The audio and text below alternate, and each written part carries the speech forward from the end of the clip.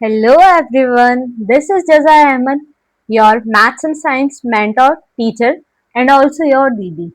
और अगर तुम क्लास 10 के स्टूडेंट हो तो मेरा मानना ये है तुम ओम्स लॉ को तो बिल्कुल मिस नहीं करना चाहोगे। तो आज हम करेंगे Ohm's law with its numericals. इसमें सिर्फ हम ओम्स लॉ कर रहे हैं, नॉट द होल चैप्टर। तो starting on with our first slide, ohm's law. Ohm's law क्या होता है? Constant temperature. At constant temperature the current flowing through a conductor is directly proportional to the potential difference across its end. मतलब जब temperature constant हो तो जो current flow कर रहा है एक कंडक्टर से वो डायरेक्टली प्रोपोर्शनल होगा पोटेंशियल डिफरेंस जो उसके एंड्स में है। मतलब अगर टेम्परेचर को हम चेंज कर देंगे, वो कांस्टेंट नहीं होगा, तो ओम्स लॉ एप्लीकेबल नहीं होगा।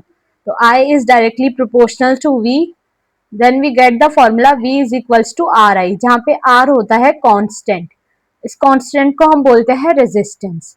और हम इस फॉर्मूले को रीअरेंज करके we can also write it is R is equals to V by I, जिससे हमें रेजिस्टेंस का फॉर्मूला मिल गया।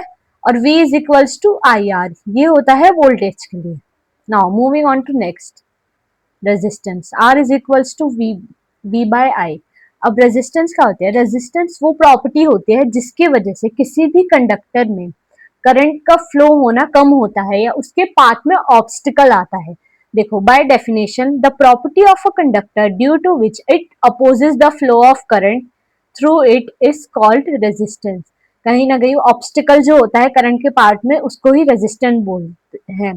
और हम रेजिस्टेंस को ऐसे भी डिफाइन कर सकते हैं, ratio of potential difference applied, यानी पोटेंशियल डिफरेंस जो हो across the ends of a conductor, एक कंडक्टर के एंड्स में, and the current flowing through it, जो उसमें करंट फ्लो होता है। क्योंकि देखो यहाँ पे by formula R is equals to V by I है ना, तो यही है कि ratio of potential difference upon current. और करंट को हम लिख सकते हैं V by R. Now unit of resistance, resistance की यूनिट होती है ओम। ओम। और इस रिलेशन से हमें ये पता चलता है जो करंट है, इस वाले रिलेशन से, दिस वन, जो करंट है वो डायरेक्टली प्रोपोर्शनल है पोटेंशियल डिफरेंस के और इनवर्सली प्रोपोर्शनल है रेजिस्टेंस के। मतलब अगर करंट बढ़ेगा तो पोटेंशियल डिफरेंस भी बढ़ेगा, करंट घटेगा तो पोटेंशियल डिफरेंस भी घटेगा। बट अगर करंट बढ़ा तो रेजिस्टेंस कम हो जाएगा और रेजिस्टेंस बढ़ा तो करंट कम हो जाएगा, क्योंकि ये दोनों इनवर्सली प्रोपोर्शनल है। देखो, same statement is written here. If the potential difference across the ends of a conductor is double, अगर मैं पोटेंशियल डिफरेंस को डबल कर दूं और करंट को, तो करंट अपने आप डबल हो जाएगा। अच्छा, एक बात बताना, अगर मैं सिर्फ करंट को डबल करूं तो रेजिस्टेंस में इफेक्ट आएगा? रेजिस्टेंस कितने टाइम्स हो जाएगा? क्या हाफ होगा? No, wrong. रेजिस्टेंस यहाँ पे एक कांस्टेंट है। और ये एक, मतलब तुम्हें ये याद रखना चाहिए, मूल मंत्र है तुम्हारी जिंदगी का। कोई भी कांस्टेंट वैल्यूज में चेंज आने से चेंज नहीं होता, वो हमेशा कांस्टेंट ही रहता है। मतलब क्योंकि अगर मैं करंट चेंज करूंगी उसकी वजह से वोल्टेज भी चेंज होगा, तो इसकी वैल्यू सेम ही आएगी। तो कभी भी अगर तुम्हें गिवन हो, ऐसे क्वेश्चंस आते हैं कि करंट इंक्रीज कर दिया, ये डिक्रीज कर दिया, वो कर दिया, तो हमेशा लिख कर आना resistance will always remains constant. Now अब हम न्यूमेरिकल्स पढ़ते हैं। A potential difference between 2 points of a wire carrying current 2 ampere current is 0.1 volt. मतलब एक वायर है जिसमें 2 एम्पेयर करंट है और वोल्टेज है 0.1। Current is 2 ampere end voltage is 0.1।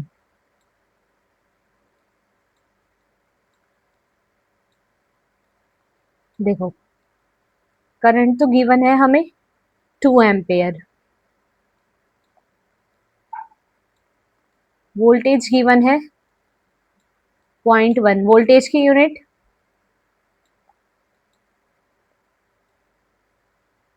Voltage की यूनिट होती है वोल्ट। अब हमें क्या निकालना है? हमें निकालना है रेजिस्टेंस। रेजिस्टेंस का फॉर्मूला होगा, क्या होगा? V is equals to I R होता है।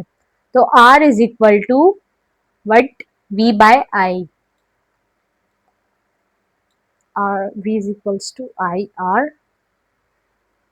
is to I R, I is equals to V is equals to I R. Yes, R is equals to, oh, that's V by I. Now voltage कितना given है हमें, 0.1 upon current कितना है, 2. Just a second, let me check, is it the correct formula? V is equals to IR, R is equals to V by I. Yes, it is correct. अब यहाँ पर ये 0.1 है, अपॉन में 2 है, यहाँ से पॉइंट हट जाएगा. Now this will become 1/20. अब 1/20 क्या होता है देखो. अब इसको हम इजी करते हैं, हम इसको 1/2 इंटू अपॉन में 10 लिख सकते हैं ना, हाफ इंटू 1/10. तो हाफ तो होता है 0.5 और नीचे एक और 10 आ गया, तो आंसर होगा हमारा 0.05 ओम. 0.05 ohms.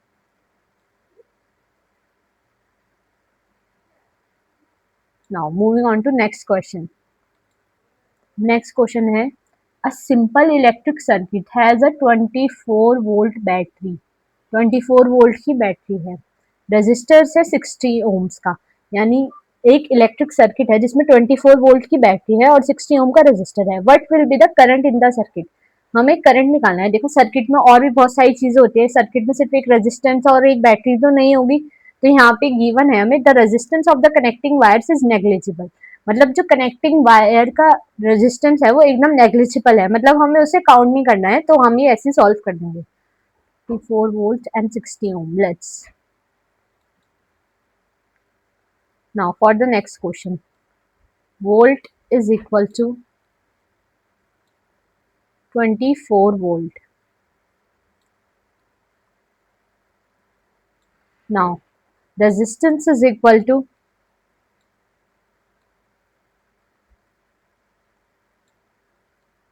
60 ohms. Just a second please.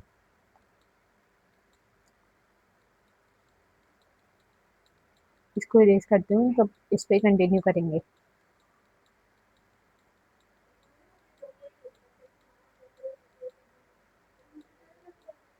अब हमें यहाँ पे भी करंट ही निकालना है. करंट का फॉर्मूला क्या होता है?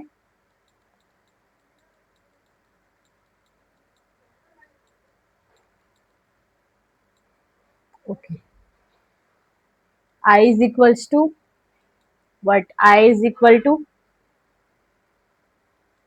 V by R. Now voltage कितना है? 24 volt upon 60 ohm, that is our resistance.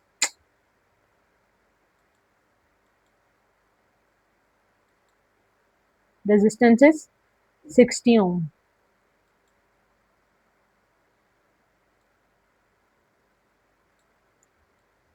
अब देखो इजी ट्रिक बताती हूँ. अब तुम इसे 60 से तो पूरा डिवाइड मत करना, 6 से डिवाइड करो. 6 के टेबल में 24 आता है, 6 4 से 24 होता है, तो आ जाएगा ये 4/10. 4/10 क्या होता है? 0.4. तो हमारा आंसर आया 0.4 ampere. Now moving on to our next question, जो है an electric iron draws a current of 3.4 ampere from a 220 volt supply. मतलब एक आयरन है जो 3.4 एम्पियर करंट ड्रॉ करती है 220 वोल्ट सप्लाई लाइन से. और क्वेश्चन है आगे, what will be the iron, what current will be this iron draw when connected to 110 volt supply line. मतलब कि अभी जो एक आयरन है वो 3.4 एम्पियर करंट ड्रॉ करती है जब वो 220 वोल्ट की सप्लाई लाइन से कनेक्ट है.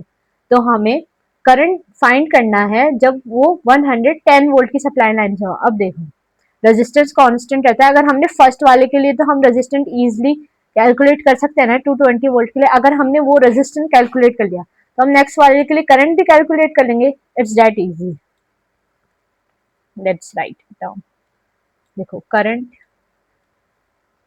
Is equal to 3.4 ampere. Voltage is equal to 220 volt. अब देखो रेजिस्टेंस क्या होता है, V is equals to I R होता है, तो R is equal to V by I. Voltage कितना है, 220 वोल्ट। करंट कितना है, 3.4 ampere. Now this gives us value equal to 220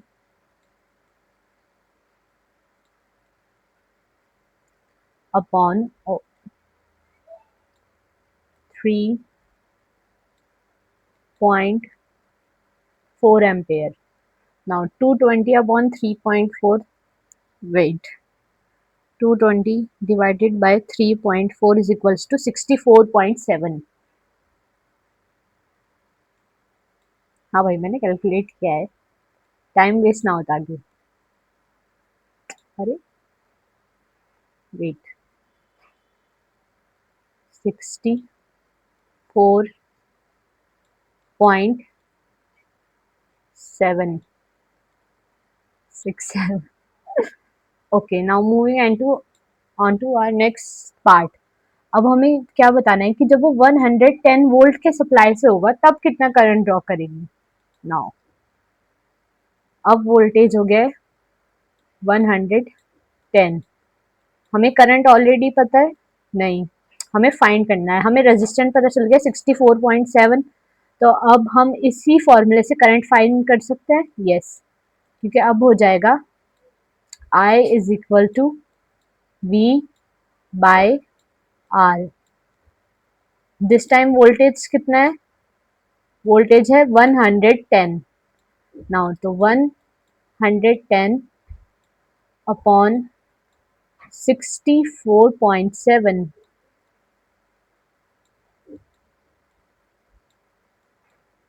wait इसको भी कैलकुलेट कर लेती हूँ, उसमें टाइम लगेगा। 110 by 64.7, it is 1.7 nearly.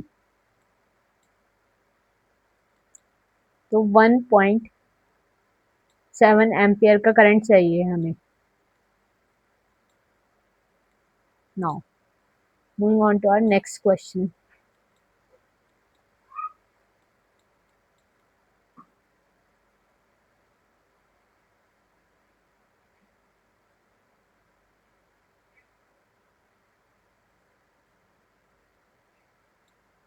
Now read down next question. The potential difference The potential difference flowing across a 3 ohm resistor is 6 volt.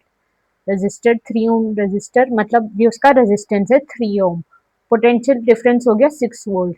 Current flowing through in the resistor will be, this is super easy, we can do it right here. Now we know current is equals to I is equals to V by R, V upon R, where V is the, what is V, voltage or potential difference. Now, so we will write 6 upon 3, that is clearly 2 ampere. 6 upon 3, which is equal to 2 ampere. Now, moving on to our next question. An electric room heater draws a current of 2.4 ampere from a 120 volt supply line. मतलब जो एक electric heater है वो 2.4 ampere का current ले रहा है एक 120 वोल्ट की सप्लाई लाइन से। आगे क्वेश्चन है, what current will this room heater draw when connected to a 240 volt supply line. मतलब कि ये कितना करंट लेगा जब एक 240 वोल्ट की सप्लाई लाइन से कनेक्ट होगा। चलो सॉल्व करते हैं। करंट है 2.4, now देखो, we have given current is equals to 2.4 ampere और वोल्टेज इज 120। अब देखो रेजिस्टेंस की वैल्यू क्या होती है, R is equals to V by I.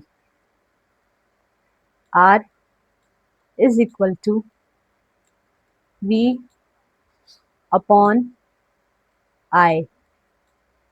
Now voltage कितना है हमारा 120 होल अपॉन करंट कितना है 2.4। अब ये यहाँ से हटा तो ये जीरो यहाँ पर लगेगा। अब ये हो गया 1200 upon 24।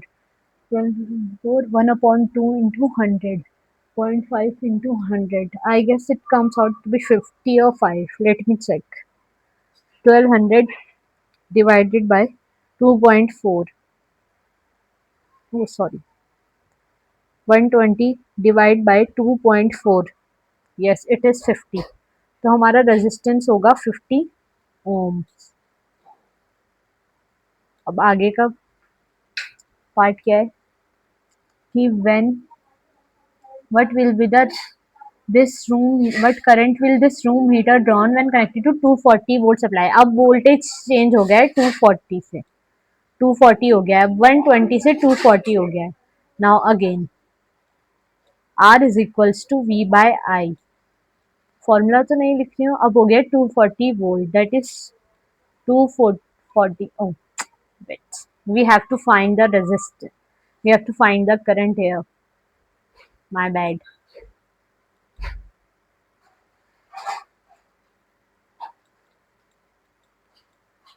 we have to find the current। Current का फॉर्मूला क्या होगा V बाय आर, क्योंकि ये पोजीशन तो इंटरचेंज हो जाएंगे ना करंट फाइंड करने के लिए।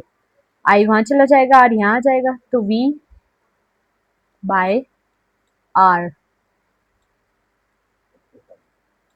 अब बताओ पोटेंशियल डिफरेंस कितना हुआ 240। अब 240 अपॉन रेजिस्टेंस हमारा आया 50, यानी 240 divided by 50।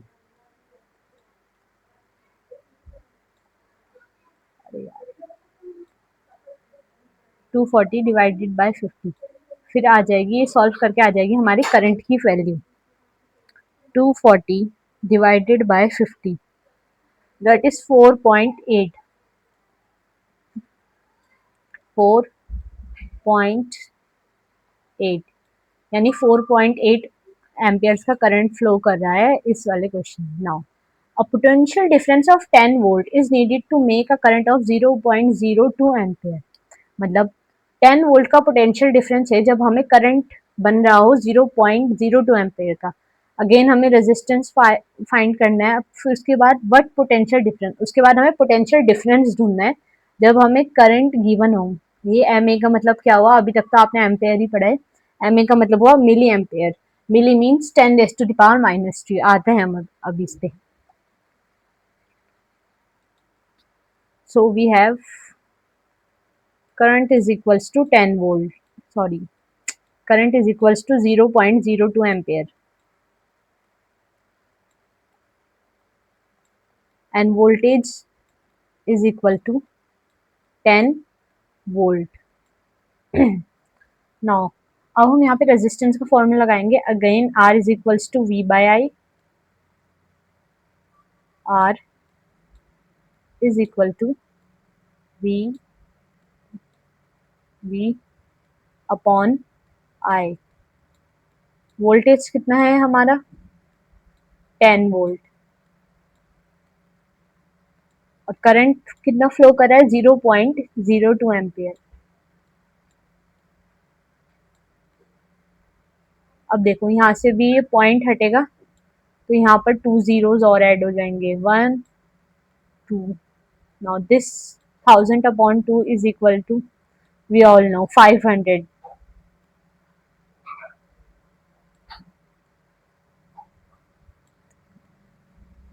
Now does this have next part also? हाँ रेजिस्टेंस आ गया है 500 ओम। अब हमें करंट गिवन है 250 milliampere. We have to find the potential difference by using the formula V is equals to I R. V is equal to I R.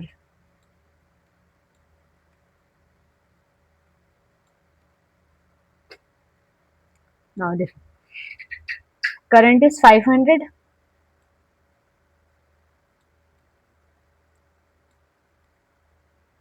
अब देखो, जो वो 250 मिली एम्पियर है, मतलब to 250 into 10 raised to the power minus 3, that becomes 0.25.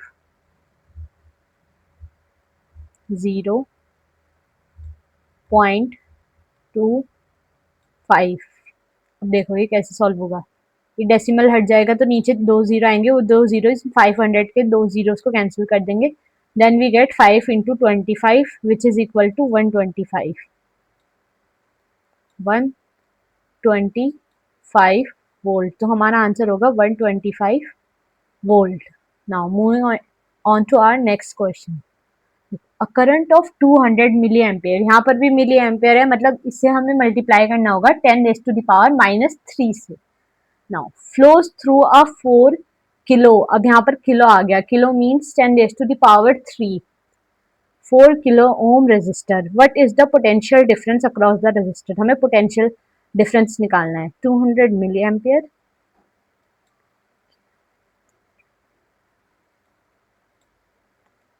what happened to my screen, wait,